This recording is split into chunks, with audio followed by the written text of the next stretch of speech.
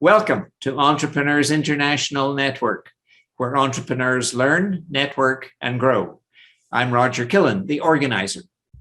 Today, Orit Esselin and Joel Tolentino are going to help us to get customers from YouTube when our channel does not get lots of views or have lots of subscribers. Now, for us to get to know Orit and Joel a little bit better, I've got 3 questions for them. First one is for Joel. Joel, what is the wildest thing that you have ever done? So the wildest thing I have ever done is I'm afraid of heights. And in 2019, on January 1st, I was going to Vegas, and I've always wanted to push my limits with this whole height thing because whenever I'm up high or hiking or something, I get pretty scared. So when I went to Vegas on January 1st, 2019, you know the Stratosphere Hotel? Well, they have this thing where you jump off. It's kind of like a base jump. You're attached to ropes and stuff. And it's on the 120th something floor, almost 1,000 feet. And I jumped off that on January 1st. I wanted to start the year off with a bang. And here's a photo of me. Scared out of my mind. I YouTubed it, I recorded it, I made an episode out of it, and yeah, it was the scariest thing I've ever done. I love the terror on your face. All right, my next question is firstly for Orit, and the same question for Joel. What is the best decision that you have ever made, Orit? That would have to be deciding to not go for the path that I was supposed to be on, which was going into medical school, and instead deciding to do what I really wanted to do and become a creative entrepreneur. I'm a multi-passionate creative entrepreneur. I love music. I love design. So I was actually supposed to, I took the MCAT twice. So I was very much down that road, took all the prerequisites to get into med school. And I just really realized that that's not something that I wanted to do. That was really the best decision I've ever made in my life that trickled everything else that followed after it, which Beautiful. You're about to learn more about. And the world is happy you made that decision. So same question now for Joel. The best decision I've ever made was in 2008, I found the book, The Secret, and I read it in one go. Literally, I bought it, went to my car, started reading it, couldn't stop reading it. At the end of the book, it was like, it took me about 3 hours to read it. At the end of the book, I said, I'm going to become an entrepreneur now. And I honestly had no idea that I actually wanted to do that, because prior to that, my jobs were working at Starbucks, working at McDonald's. I worked at an insurance company, and I never knew I could have a life like this, that with YouTube. So that was the best decision I ever made. Ah, beautiful. Now, this question is an Orit special, an Orit exclusive. Mm-hmm. What is the best piece of advice anyone has ever given you? Well, they haven't given it to me personally, but it came out of this book called Atomic Habits by James Clear. And he says in this book to always get 1% better, no matter what it is. Just get 1% better. And whether you're tackling a massive project, a big decision in your life, even a small project that might be really like technical and difficult to understand, no matter what it is, how big or small, there's always something that you could do to just improve things 1%. So with that kind of, it's almost like, it's like a magic wand, because having that in my mind constantly, I always know that I can move something forward no matter what, and not have to think about this big daunting task in front of me. Yeah. So that's really a massive piece of advice that I use like on the daily. And it's a great book. I highly recommend it if you haven't read it, Atomic Habits. Beautiful. 1% ideally a day is a massive transformation over the course of a short period of time. Well done. It's time for me to step back, introduce Orit and Joel. Are you ready to knock our socks off, ladies? Absolutely. Yes. Then take it away. Cool.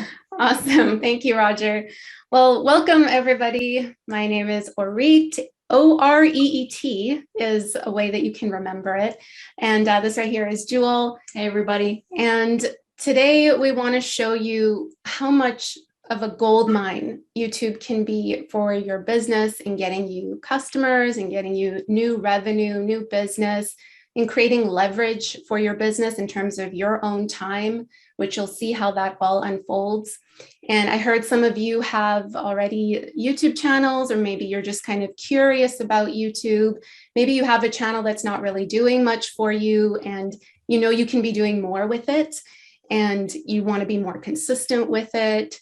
Or maybe, you know, you're a coach or an entrepreneur and you have all of this knowledge and you want to reach a larger audience.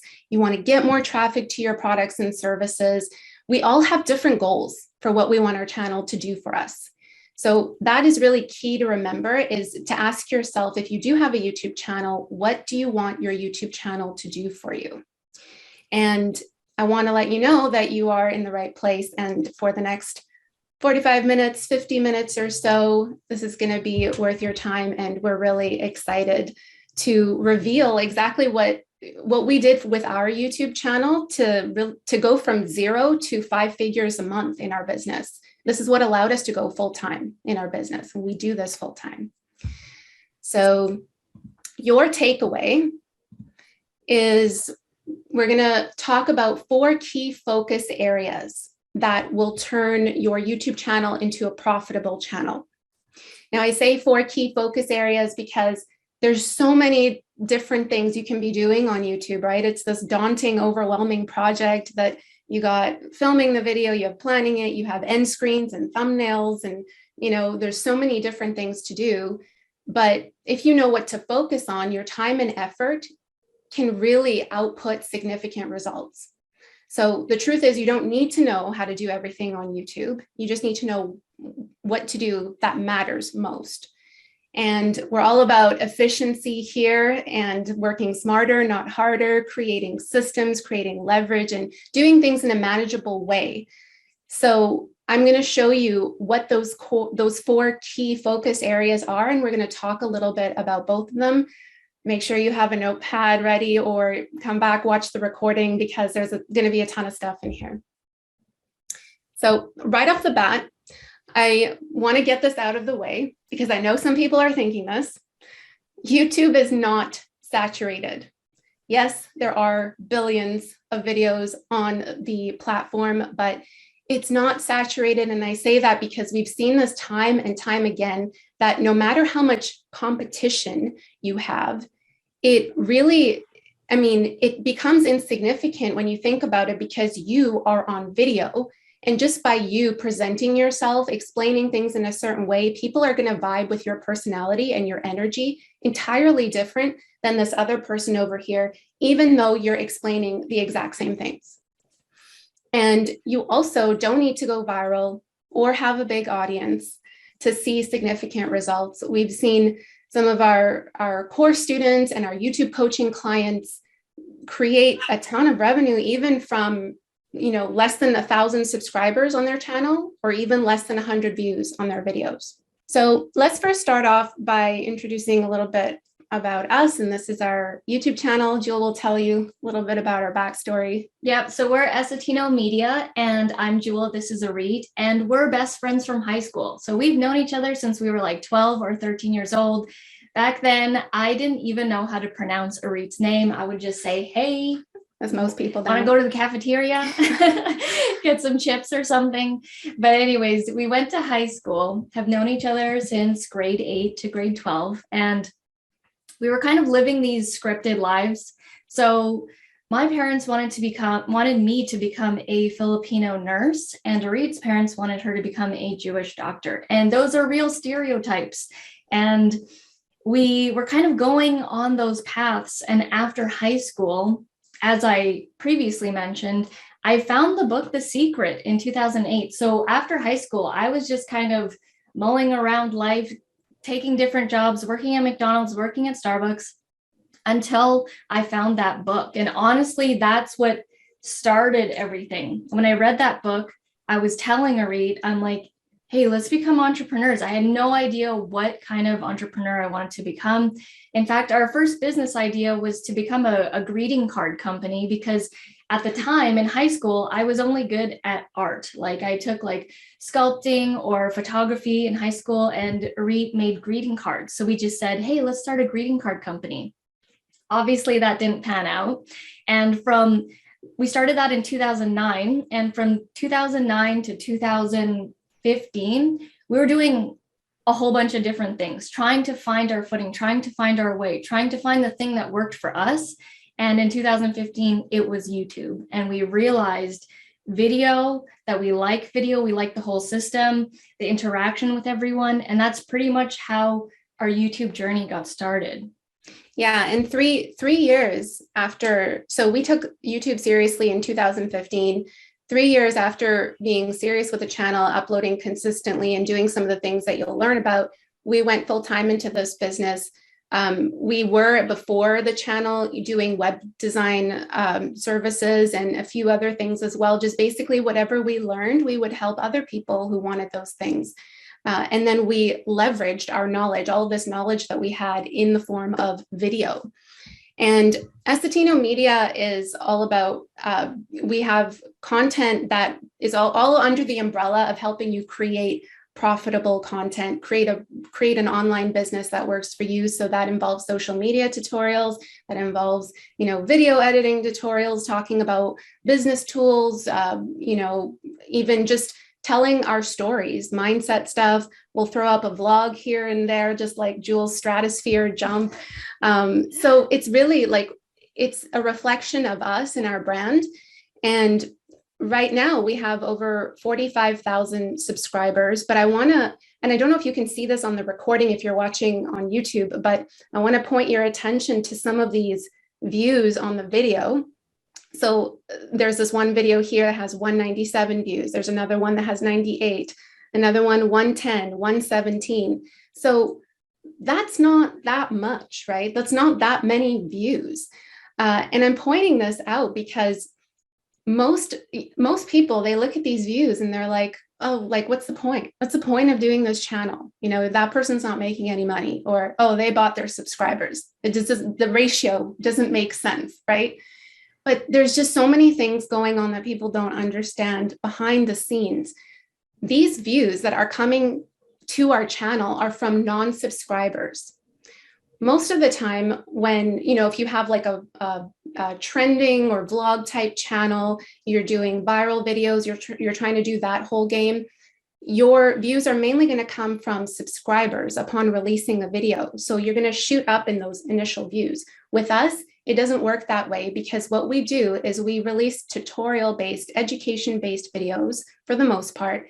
And these videos are optimized so that people find our content in the search results of YouTube and Google. So those videos, they accumulate, they may not get many initial views, but they accumulate those views over time, kind of like a fine aging wine. So our YouTube channel is not the typical YouTube channel. We are a tutorial-based YouTube channel. And before we got into YouTube in 2015, we were entrepreneurs first in the business world here locally in Vancouver, attending networking events and things like that. So we learned a lot of entrepreneurial skills. We took that and we put that on YouTube. Most people think, hey, let me vlog myself going to the ice cream store a bunch of times and maybe that'll go viral, right? So our approach is completely different. And that's why our initial videos don't get views, because not every single subscriber is going to want to watch every single type of tutorial that we do. They might. We have some super fans that definitely do, but for the most part, people find us as non-subscribers. They watch our videos because we give full value in our videos. We're always focused on helping the person in the video, and they reward us by giving us a subscribe. So that's why initially you can see that there's low views, but even if you have low views, like we've had videos that have had less than 100 views, but have made, a couple $1,000s. So if you understand how the marketing works, advertising works, you'll you'll be able to make money easier on YouTube. And views don't necessarily equal more money. Like more views is not a direct correlation to more money. This channel consistently earns us anywhere between $2,000 to $4,000 a month in ad revenue alone.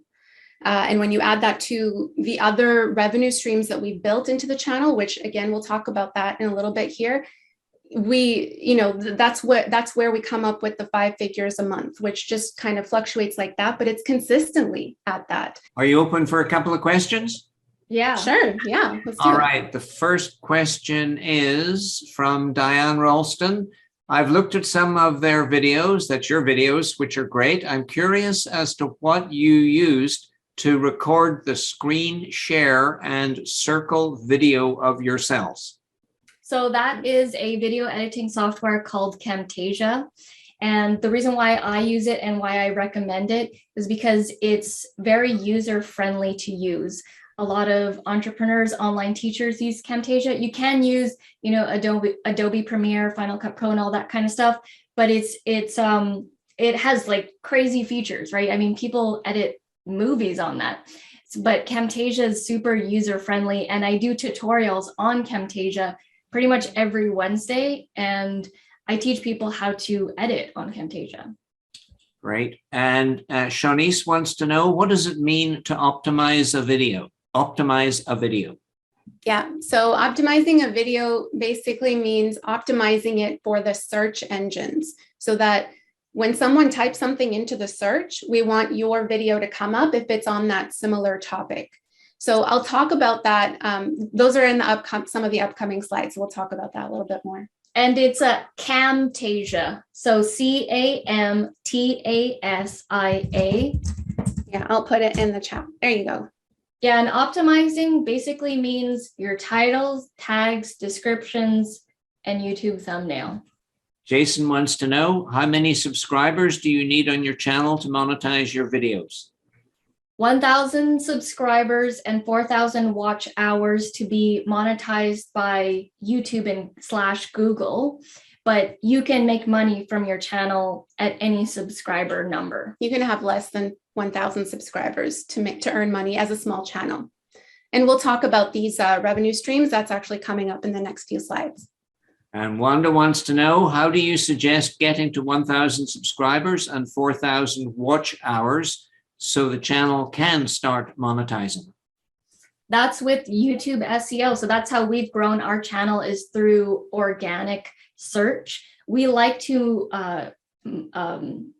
monetize our videos this way because when you have someone typing into the search and your video comes up, that creates a stronger connection, I feel. And it's how we get a lot of our coaching clients, our design clients, is through this method. Great. How are watch hours defined, asks Anastasia. It's when people watch your videos and then it counts how many minutes, and then it goes to your total watch time in your dashboard. How can I prevent people from copying my video content, asks Christy. You can't. People copy all the time. You just have to, be consistent. You have to outlast people. Most people don't last on YouTube because it doesn't work fast enough for them, or they get tired, or they don't have a system. Mines Brodsky asks, do you use YouTube / Google ads to grow your channel? No. It's all organic. A lot of these questions, guys, we'll be answering them in the upcoming slides. How do you come up with video ideas? Asks Matthias. Well, you have to talk about Go ahead. what you know. First of all, don't do videos on stuff you don't know. So if you're talking about things that you know, then what we do is we like to break it off into little things. So for example, Camtasia, the video editing software. I can talk about Camtasia as a whole, but I literally talk about every single feature in Camtasia. So like every single button, and I break it off into chunks that way. And also frequently asked questions. That's a great way to come up with video ideas. So if you have people who are always asking you questions about a certain topic, then you can create videos out of those things as well. You can, if you don't have anyone that you've communicated with yet, you don't have clients, customers, then you can head over to forums. You can head over to other YouTube videos, look in the comment section. Those are always great places to find video ideas. And the last question in this piece is, would you please expound on system? You used the term system earlier. So yes, we have many systems to get our YouTube channel going. So like systems to film videos or systems to edit videos. We'll dive deeper into the actual presentation on how we actually run the YouTube machine. Yeah. I'm going to throw in another question. They keep coming. Off you go back to the content. 10 minutes from now, I'll ask you a bunch more. Sure. Okay, awesome. Sounds good. Okay, so let's start with the first key focus area, which is to optimize your channel's ability to produce income. So remember, there's 4 areas that you're going to be focusing on to make the most out of your video content. So the first is we want to have these videos produce income, right? So we need to think about multiple income streams. We need to think about what's actually in the video content. And you need to think about giving people call to actions.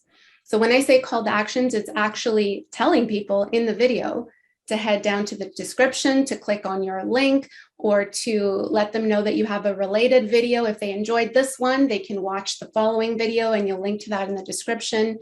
So we want you to focus on these 3 things: income streams, your content, and your call to actions as we go through these income streams.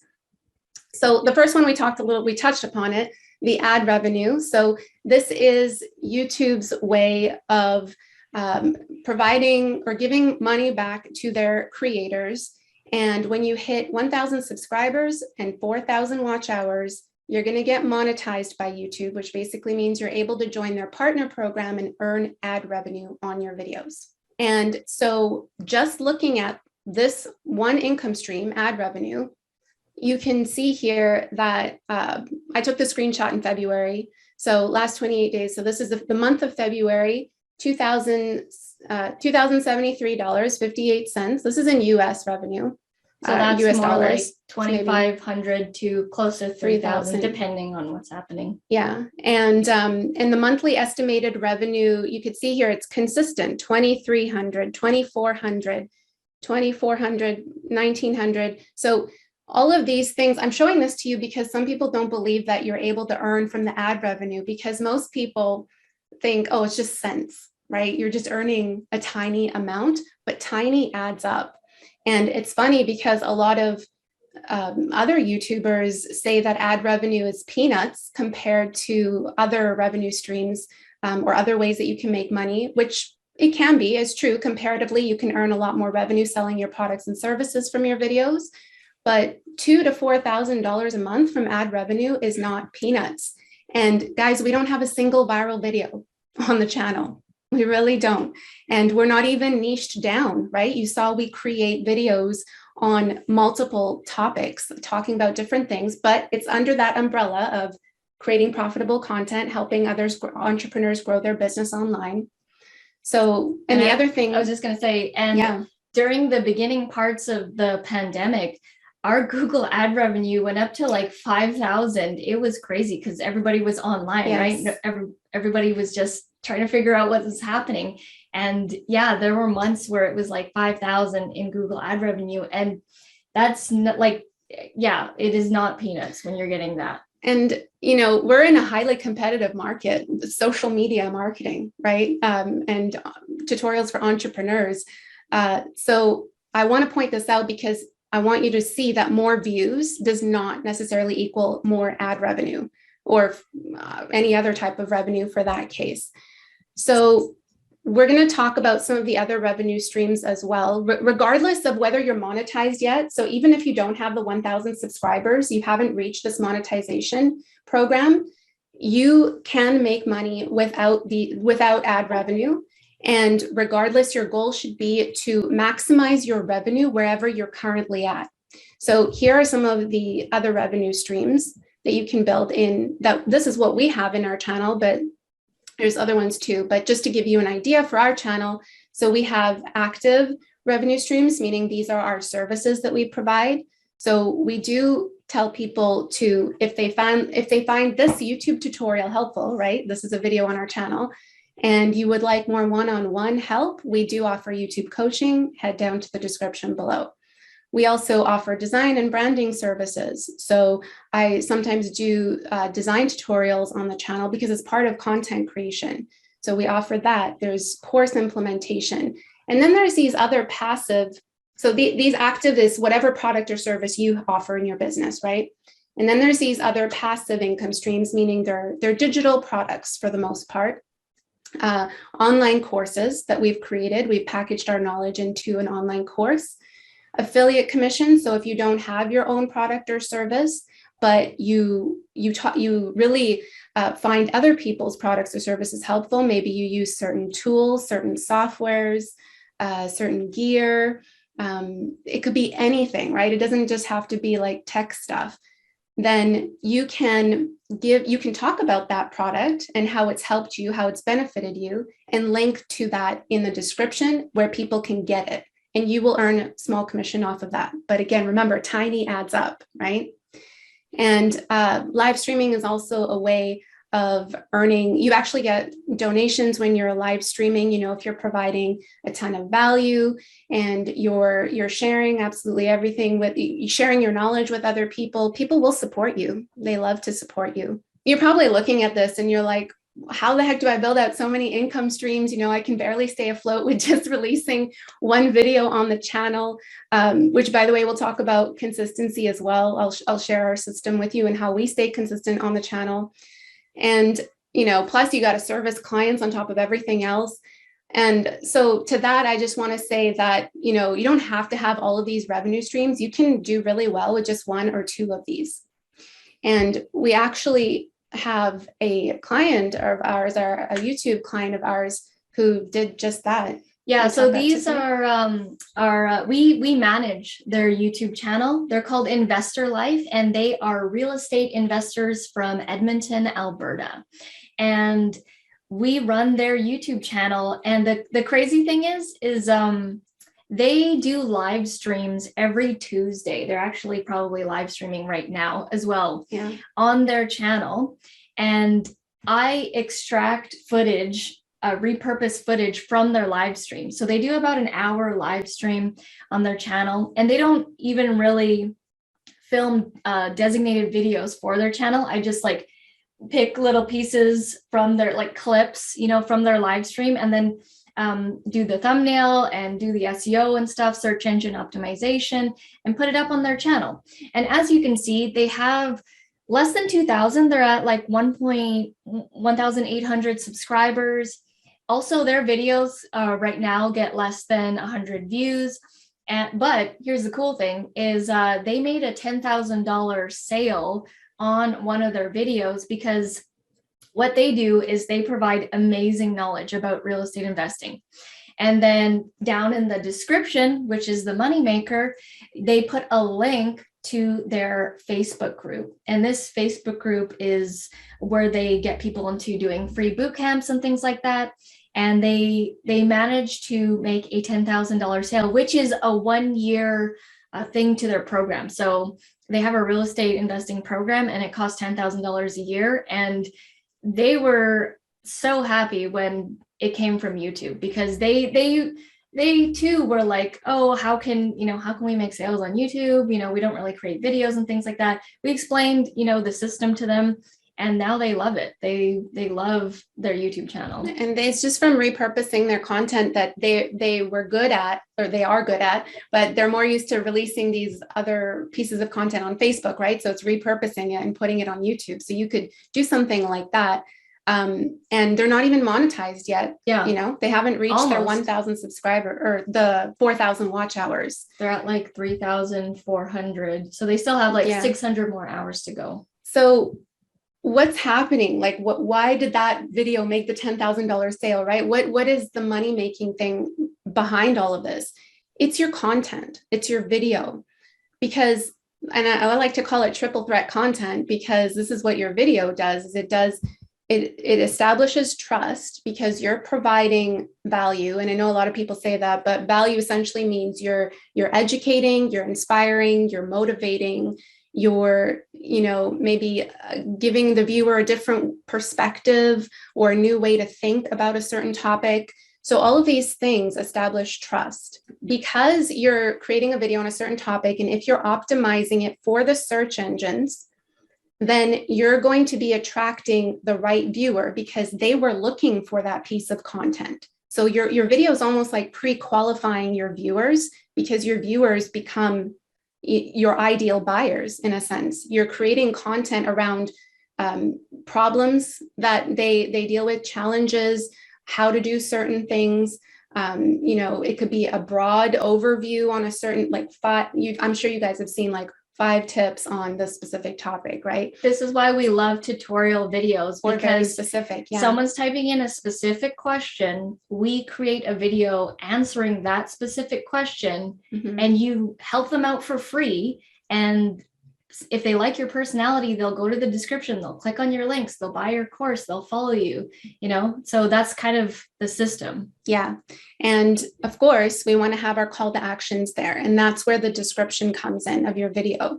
So by doing this, you're actually creating leverage with every single video on your channel because your video has a longer shelf life on YouTube than it does on other social media platforms. People still find our videos and comment on them from ones that we've released from 2016. They're still finding them, benefiting from them, and then checking us out, whether that's through our website or other things as well. So each YouTube video has the potential to earn for years to come. If you think about that kind of leverage, you can really start to see the power that your content has. Always, always, always, whatever your video is about, put your links in the description and make them relevant to the topic that you're talking about. So to give you an example, this was a video, why we make $2,000 to $4,000 a month from YouTube ad revenue. So we're basically, talking about a limiting belief around YouTube, and which is another great place to come up with video ideas. Talk about limiting beliefs that people have, that your market has about your specific topic. So with that video, because it's YouTube related, we have these other resources available for YouTubers that they'll benefit from. And we put them in the description. We make sure the description is easy to navigate, right? Don't just dump a whole bunch of links in there. People aren't going to know what to click on. Guide them. You want to guide them, make it visually appealing, use emojis because it really catches people's attention. We were doing a test on this. Initially, we had those first 2 top links without the emojis, right? And then we put the emojis on there, and we get way more emails now and way more course sales with that visual emoji there. And I specifically chose those ones because they're eye-catching and they're ones that are not really that typical. And as long as the call to action is relevant, so we put a call to action to opt into our list. We put our YouTube coaching in there. We put, if we have a YouTube course, it's different call to actions, right? But we put all of them there in the description. But in the video, we'll just mention one call to action. Because if you're just mentioning one, you're just simplifying the whole process for them, and they'll discover those other call to actions anyways in the description. Ready for some questions? Yeah, sure. Your channel has about 10 million video views in the About channel section. This is huge. I have seen this with others as well. How can your views be so high with the individual views not being anywhere near this? Yeah, so that's question. That's the baffling question, right? Well, right off the bat, we have 1,600 videos on our YouTube channel. So remember when we were saying all those small ones, they add up? Well, they add up in views and they add up in Google ad revenue as well. We're a tutorial-based channel, so that we talk about different entrepreneurial topics. And so everyone's not interested in that. If I did a YouTube channel on Camtasia only, the video editing software, and I released only Camtasia tutorials, I would probably have more views per video. But in the long run, would I have been able to do a Camtasia YouTube channel for 5-6 years? Probably not. So for us, we like talking about different topics so that we don't have YouTube burnout and give up on our channel like a lot of people do. When they initially start one that's so niche down, and then it's like, okay, you've talked about everything about that topic, now what? So we're thinking of the long term as well. Liat wants to know, what do you enjoy most when filming your videos? This had to be like an acquired thing for me. Because, in the beginning, getting on camera just felt really awkward. I'm much better in person, speaking to people in person, but this happened over time, and now it's what I enjoy most. And it's looking into the camera and just envisioning that other person on the other side benefiting from whatever knowledge that I'm sharing, or, me saying something that's going to really help them. I actually visualize like when either one of our coaching clients or, someone from our community that I know. And it really just helps me get into that headspace as if I'm talking to a real person. And that's what I enjoy most about filming. Great. So there's another question, and whoever doesn't answer the next question, could you type the name of your channel into the chat for Hamid? Mm-hmm. The next question is, should I use Facebook or YouTube for my live streams? I call it the Able Marketing Facebook Lives. Okay, so should I use Facebook or YouTube? So we like YouTube because it has a longer shelf life. People always ask me, should I do YouTube or Instagram? Should I do YouTube or Facebook? Ideally, eventually you want to be on most of those platforms, but I like YouTube because you can upload something in 2016 and it still gets comments today. It has a longer shelf life.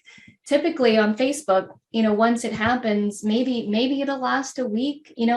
People aren't, maybe some people search on there, but it's not known to search something on there. It's known to search on Google and YouTube. And when you do searches on YouTube, on searches on Google, YouTube videos pop up because Google owns YouTube. Jason wants to know, what software do you use to make your thumbnails?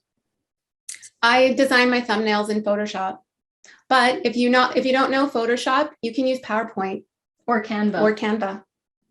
Matthias wants to know, when do you present your call to action? Beginning of the video, midway, or end? Always at the end. We're a big believer in providing value first. I know everybody, we do YouTube like the complete opposite of most people. Yeah. Most people will start the YouTube video and say, subscribe right at the beginning, but you've literally not given the viewer anything. So we always do it at the end. And even now, we actually don't even ask for the subscribe because we get subscribers now pretty frequently that we don't need to ask, and we just direct them to the description where they can get our coaching, buy a course from us, or buy something from our affiliate stuff. Jason wants to know, how did you change your mouse pointer to a laser pointer? Not really a YouTube question. PowerPoint's doing that. Yeah, I just like bottom left corner, there's 3 dots, and it selected the pen and then laser pointer. Random tip for you. Do you use a teleprompter or a teleprompter app on your iPhone? I imagine this means to make your videos. So we don't use any of that kind of stuff. Like I said, you want to do videos on stuff you know how to talk about, because you want to simplify the process. If you have to, do a whole write it up, input it into the teleprompter, and then have to read everything, it's going to make the process a lot slower. We do use a teleprompter when we're filming like really professional stuff, promo videos, but typically it's just off the top of my head, and I do bullet points on it, like the main things I want to get to, and then that's it. So you got to work with, Roger, I know I'm not supposed to answer as well, but I just want to say you got to work with whatever's easiest for you, whether that's writing all of it out, scripting out your video, and then having it in front of you, or creating an outline. So for us, the outline works best than the teleprompter. It doesn't mean that using a teleprompter is wrong. No further questions. Back to you, and we have 20 minutes to go. All right, let's race through this. Okay, so key focus area number 2. So now that you've built income streams into the channel, how do you actually get traffic to your videos? So what we don't do is we don't buy views or subs, and we do not recommend doing that because it could really hurt your channel. YouTube is extremely smart. It's an extremely smart platform, so it will know. And if it does, your asset, which is your channel, is gone. So don't do that. We don't personally run ads. We don't need to run ads, and we don't spend hours sharing our videos across multiple platforms. You can, but it's, we're all about moving fast and consistency here. So here's what we do. The number one method that we use to get traffic to our videos is optimizing our videos for the search engines. So this basically means that we do our keyword research around a single phrase that we can rank for, and we do use a tool called TubeBuddy. I saw someone ask a question about that. So we do use TubeBuddy, and we put that keyword phrase in the title and the description and the tags in multiple areas, because YouTube reads different places in terms of to basically tell YouTube that this is on this topic and to bring it up when someone types it into the search engines. So in this way, we're able to rank on the first page for multiple topics on YouTube and Google as well. And with this method, our channel grows at about 124K views per month. And, we do this because we have, again, a system, a framework, a 5-step method that involves the keyword research and knowing what to put in your title, your tags, your description, all of that metadata when you go to upload your video.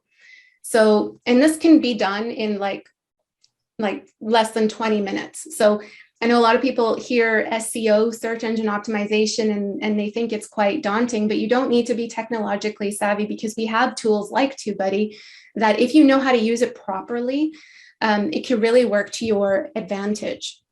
And we've taught our SEO method to thousands of our students who didn't know anything about YouTube SEO at all. And I'll share a link to that at the end of the presentation, so you guys can get a special discount on that, because I know we don't have time to go into it.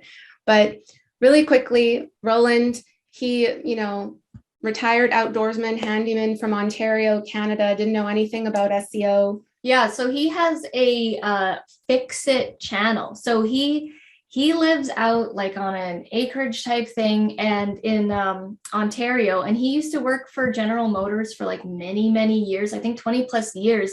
He retired, and we randomly met online, and he messaged me about YouTube, and I told him, yeah, we do YouTube. We put these tutorials out and things like that. And he took our YouTube SEO course, and he started doing his own thing.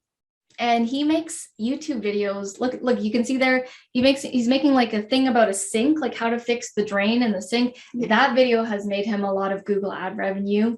And he doesn't even have a lot of subscribers. Like at around 5,000 to 6,000 subscribers, he was already making $1,000 a month in Google ad revenue, just the Google ad revenue.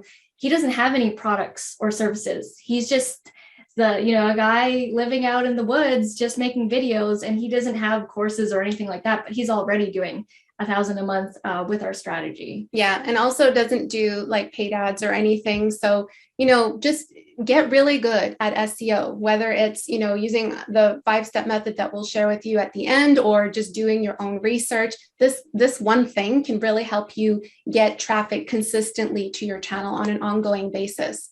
And it also attracts new targeted views. So you're not just getting views from people who are subscribed to you, but you're constantly bringing in new viewers, new potential leads, new buyers, and fans of your work. And you do it once, like you do the title, tags, all of that stuff once on the video, and you let YouTube do the rest. So again, creating leverage here. We focus on building income with the channel, gaining traffic by ranking our videos in the search engine. So how the heck do you stay consistent with videos on the channel, right? This is something that I know a lot of people struggle with. And I want you to know that it just comes down to creating a system. Again, I'm using that word, a system that works for you, that you could just kind of plug into over and over again. So here's what, we don't want people to do. We don't want people to choose one video that they're going to upload on the channel. Choosing one video, they come up with one video idea, they go back and forth on whether it's a good idea, and then they sort of settle on it. So they move on to planning the video, and then, they're like, oh, maybe that's not really a good idea, so let me go back up here, rework the idea, go back and forth. Okay, now I'm going to plan it. And then they finally spend time planning it, coming up with their outline, and then they move on to filming that video, right? Which could take like to the end of the slide, could take like a week or so to get yourself set up. And then you have editing the video, and we're off the charts here. So this is what people do with just one video. And of course, it's not going to be manageable. Of course, you're not going to stay consistent with it because it's extremely stressful in this way to just be trying to get the one video out. And every time you're switching between these separate tasks, the idea, the planning, the filming, you're actually losing 20% of your time. And so it's taking you forever to get that one video up when you should be releasing at least one a week on the channel. So what we want you to do is to increase your efficiency and your output. And this is what allows us to release 3 to 4 videos a week on the channel, sometimes even more. Like when it was the pandemic, we were releasing a lot more videos. We saw the opportunity with that and how everybody was online, and we were releasing 7 videos a day. Yeah, like, a lot. Yes. For like at least 2 months. Is not sustainable. That's not sustainable, but we saw the opportunity.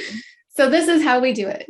We batch our content. So what that means is we come up with more than one video at a time. So we have our planning stage where I'll personally plan out 4 videos at a time. I'll come up with those 4 ideas. I'll write all of the outlines. And this is within like a 1 to 2 hour session, right? It could be less. It depends on you, but it's just one appointment with yourself on the week where you're just planning out your videos. And if you get more than 4 videos, awesome. Then you set a separate appointment with yourself to film all of those videos. For me, I can only get to filming 4 in one sitting, and that's my max, but at least I've filmed all of those videos at once. And then you can kind of get the idea, right? Then you set a separate session with yourself to edit all of those videos and then to schedule all of those videos. So in this batching sense, this is how we're able to keep up with our publishing schedule and just release all of those videos. This is like, we talked about income, we talked about traffic, we talked about a system for staying consistent, but really the main thing here, this is what it all comes down to, is your content.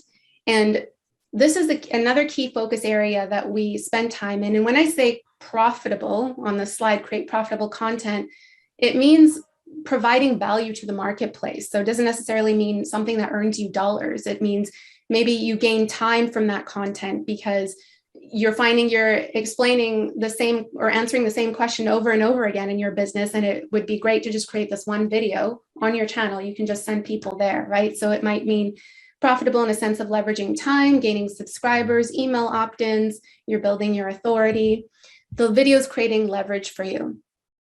So it doesn't mean fancy production. That's not what profitable content means, because oftentimes, the best equipment doesn't necessarily mean that the video will perform very well. In fact, we use this setup, which is like everything you can get here for less than $200 on Amazon, and we filmed like over 90% of our videos on our channel. This is the exact setup that's happening right now. Yeah, we're still using this setup today. And this webcam that we're using is from 2016. Yeah, and we love it. It's an asset for us, this webcam right here.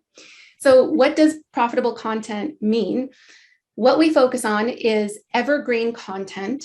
So that means your content, the topics that you speak about, they're timeless. People can benefit them for years down the road. It's not something that's trending, which will die out. It's very short-lived.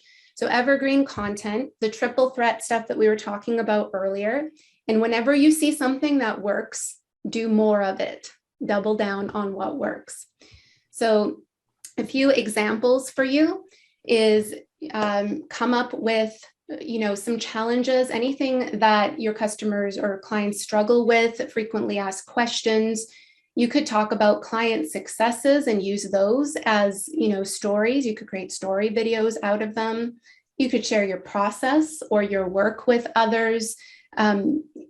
just simplify this, right? I know people are like, well, this is stuff like, this sounds good. Like I already knew this, but honestly, if you just do it, you can either be as broad or as specific you like in each single video. And that is what, connects with people. It establishes trust. You'll attract the right viewer who is more likely to become a buyer because they were searching for those topics. And you're giving them calls to action to come back into your world, find out more about you.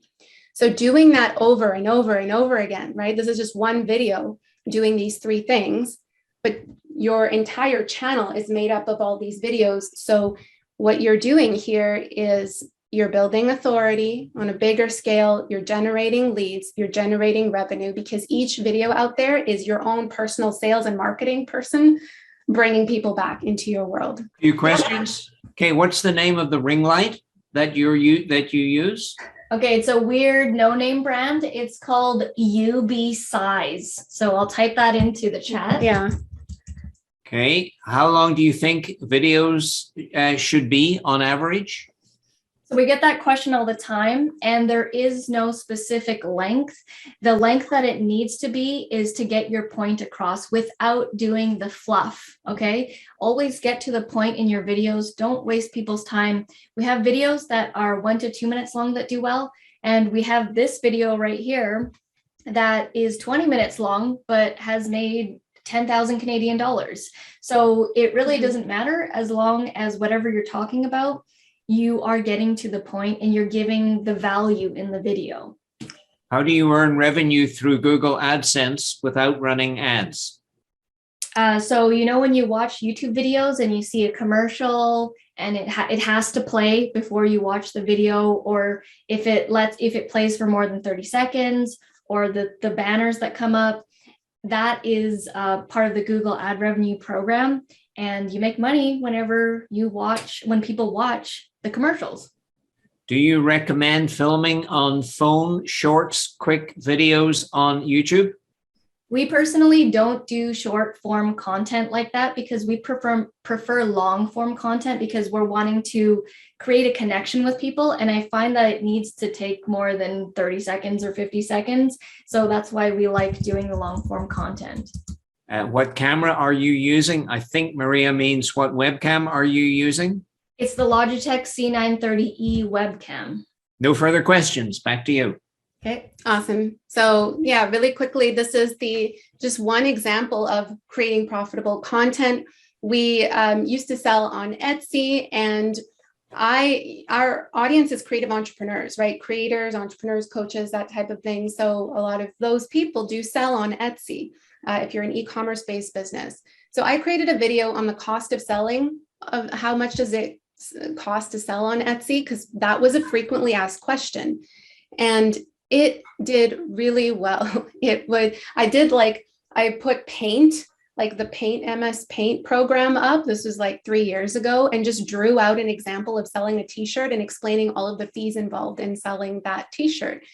And with ad revenue, this video that was 3 years ago ended up making 3,000, or actually, no, that one was 5, was it? It was right here, 5,000. Yeah. And then I redid another version of it because Etsy made some changes to their fees. So 2 years ago, I released a new version. And then so this topic alone has, ended up in over $8,000 USD in ad revenue alone. It's produced coaching clients, which is just 2 or 3, because it's funny. I didn't have those call to actions in the descriptions, but people just saw this, reached out and asked, do you provide coaching? And then, Etsy, their affiliate program. So if you have your affiliate link in the description and people sign up for their Etsy store through your link, they don't give you like monetary commissions, but they do give you a free listing in your store. So not just one, actually, it's multiple free listings. So each listing is worth 20 cents. So I never had to pay for a listing ever again in our store, over $1,000 worth. So you can see here how there's multiple benefits coming just from this one video. Yeah, I was going to say, this is one video. Yeah. What are your opinions and thoughts on sponsored videos? I'm fine with it as long as don't promote stuff that you wouldn't buy yourself. So I'm Mhm. a great believer in actually promoting the stuff that you use and doing it that way, but don't have a problem with sponsor videos. Shanice sews, her husband collects cigars, and they together actively camp. Is that too much for one channel? They actively go camping. CAMP. Yeah, I can see that those things could go together, but I don't know. What do you think? I would say, like, it depends on your content. If you're creating a channel that's about you and your life and your family, and you're getting into different adventures and things, then it might work because you are the brand. But if you're creating like educational material on sewing and then all of a sudden you have cigars and stuff, I don't think that would really work. You're making 5 figures a month, and there's 2 of you working pretty full time. Have you ever calculated what your hourly income is? No, to be honest, no, we have not. And like, we actually really like what we do. We live and breathe YouTube. So this beats whatever I was doing before this. Yeah, we don't fixate on things like that because we know that this is what we love doing, and that impact is just, it's like a ripple effect. And if you're doing more of that and you love it, then that's just like a minuscule thing, our hourly rate. Okay. But are you working pretty much full time at this, both of you? I mean, like, we choose whatever. Like, so if tomorrow comes and I'm like, I don't feel like working today, I'll go hang out with my sister or, go hang out with my mom or something. Yeah. We literally choose when we want to work and when we don't want to work. Okay. Well, that's entrepreneurial freedom. No further questions. Back to you. Okay. Awesome. So to summarize, guys, how do you get customers from YouTube, and how do you scale your time and revenue with creating video content, releasing it? I think some of you might have read this already, but you don't need tons of views and subs. You don't need to waste money on ads or spend your hours sharing your videos. You don't need to be tech savvy, scramble last minute to get a video out and have all this stuff be really stressful. What you do need to focus on is building multiple income streams into your channel, optimizing your videos for search, using a system that works for you to produce content consistently. So for us, that's batching, doing multiple videos at once and having those set days we have appointments with ourselves where we're working on this one specific task so that it actually gets done.